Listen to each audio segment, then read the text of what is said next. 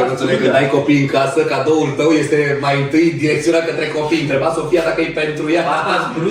Dar cred că a primit răspunsul Eine kleine Hâț, Ionule. Băi, te pup, să rămâna din suflet. Totul este cu Love, Marta. Ia să vedem. Doruleț, acum îți spun o chestie. În primul rând. Îți spun o chestie, pentru că ne-am gândit foarte mult. Ce să-i luăm lui Doruleț? Ce lipsește? Nimic. Hai, mă, nu. Ne-am gândit, zic, băi, știi ceva, cred că ceea ce v-a pasionat sigur este ceva pentru Băi, dar cheltuiți. bineînțeles, mă, frate, dar pe mine ce mă pasionează cel mai mult este aici, Ionuțule.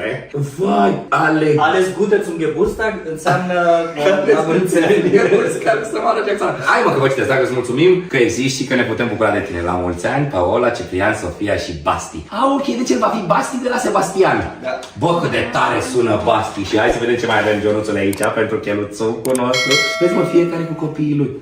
Vai, nu poate să cred. Vai.